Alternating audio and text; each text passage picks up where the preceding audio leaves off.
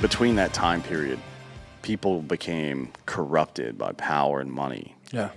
And there was a system that assumed there was no corruption, right? Mm-hmm. That's a bad system that assumes that there's no corruption. Yeah. Like if you're a data analyst and you're not checking, if you don't have checksums, right? Like they're basically handshakes, like receipts. Here's my data. Did it come through okay? And here's the receipt. Okay, that looks good. Yeah. Well, I mean, that's what the government was set up. Like that's why there was 3 branches, right? It was supposed to hold everyone accountable, each other accountable, with checks and balances. But it's like when everybody has shit on everybody, you can't hold anybody accountable, right? When they're all and they're all on this road of making money, right? Like the one thing that brings the Republicans, Democrats, all this together is how much money can they make. It's not about holding the principles. I don't even know if these motherfuckers know what the principles of being a Republican or a Democrat are, right? No. I mean, it's just it's so fucking off, right? And it's all about how can we make more money? How can we have more control, right? Power and control and money is all it is. That's all it's based off of. Every decision they make. It's power, control, and money. And a lot of people have resigned themselves, not just people that work in politics, but regular people have resigned themselves to that's just how it is.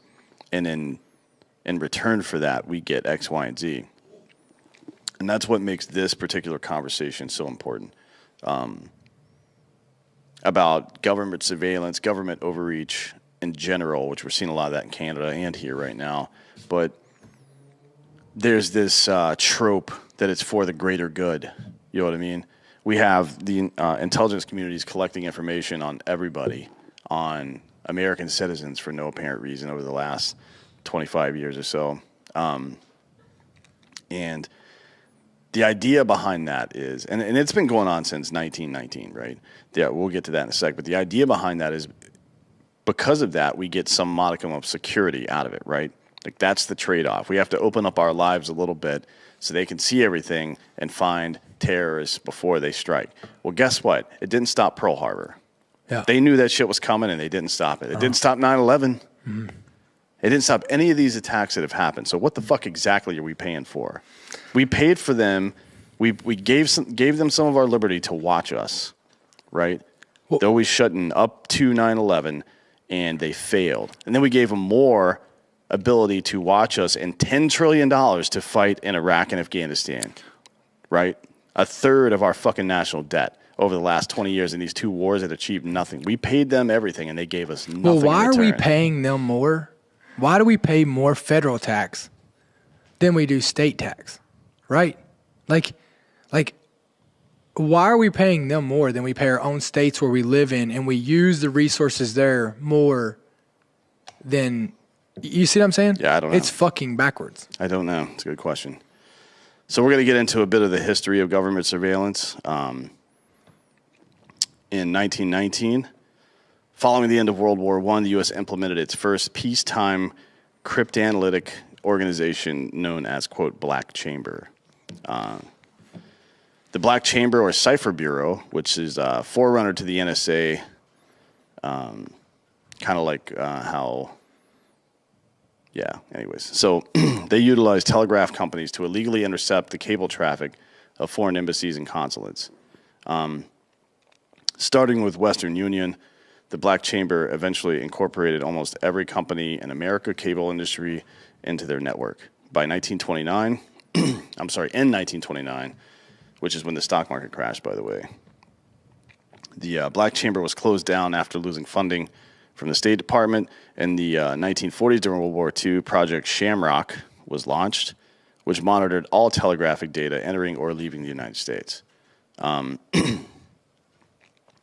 Project Shamrock supplied the Armed Forces Security Agency and its eventual successor, the NSA, with daily copies of all incoming, outgoing, and transiting telegrams via Western Union and its associates. So as soon as the telegraph was being used, the United States government was spying on every piece of traffic that went across there, right? Yeah. I wonder why. I mean, obviously, like, I understand that some things need to be monitor, but why? Like, why do they care so much? Fear. It's mostly fear. Like it's a good question to ask. If you have information or access to it and you don't look into it and somebody dies because of that, how bad is that? You know what I mean? My rebuttal to that would be that individual liberty is more important. If we can't survive with our individual liberty, then we don't deserve to exist as a country. That's what but isn't there there's so many other signs than just what people are saying over, communicating. There's so many other ways to find these things, right? Human intelligence is the most important part of intelligence. Profiling. Signal intelligence is, I don't know. We've had these discussions for 25 years now. Yeah. And it just didn't work. SIGINT fucking failed us badly. The intercepted messages from Shamrock were disseminated to the FBI, Secret Service, Bureau of Narcotics and Dangerous Drugs, the DOD, and the CIA. Starting in 1956, the FBI launched COINTELPRO, which I'm sure all of you have heard of, a counterintelligence program which carried out a series of covert and illegal projects. COINTELPRO surveilled, infiltrated, discredited, and disrupted domestic political organizations, activist groups, and individuals, including Martin Luther King Jr. We all know about that one. Starting in the 1960s, a sister program to Project Shamrock, Project Minaret, which probably has something to do with Islamic people, was launched by the NSA, which intercepted electronic communications that contained the names of pre-designated U.S. citizens. So now it's not just wholesale surveillance. The NSA is looking at very specific individuals and all of their traffic without a warrant. It's illegal. Yes. The targets of the surveillance included anti-war activists, civil rights leaders, journalists, at least 2 senators, the McCarthy Red Scare bullshit. Like, they might be a communist. Like, okay, cool, man. You think? Basically what it says is anyone who's questioning what the government's doing, their decisions, like literally, like that's what that, like, let's just say, hey, these are the people who are questioning what we're doing and the decisions that we're making, and they're being efficient at it. So we're going to survey, get some. Right. Well, think about the idea behind that, though. It's that we're right, and you are wrong. Anybody that isn't on our side is our enemy. That's not democracy. Well, no, certainly not. In the 1970s, a surveillance program called Echelon was launched by the United States, which was described by the Guardian newspapers as, quote, a global network of electronic spy stations that can eavesdrop on telephones, faxes, and computers. This information is stored in Echelon computers, which can keep millions of records on individuals. Echelon was huge. It was like 3 football fields of servers in Maryland, and they tracked every single digital communication in America at all times for years. The problem was they couldn't process the data, right? And that's where a lot of our artificial intelligence has actually come from DARPA and the NSA trying to figure out how to do this. So the September 11th attacks, which this 80 years of wholesale surveillance without a warrant didn't stop. Yeah. Right?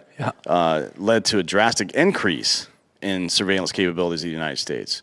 The Patriot Act and the Protect America Act led to the creation of one of the most widespread surveillance programs in U.S. history, PRISM, which is the one Snowden knocked out. So think about this in modern terms. I know this is modern, but this was fucking 21 years ago now. The government had this program that they thought was working, that they put a lot of effort into, and that they convinced themselves that even though it was wrong, it was okay because it was protecting people, and it failed. So they pushed it even harder. Does that sound like this vaccination bullshit to you? Yeah. Okay, just making sure.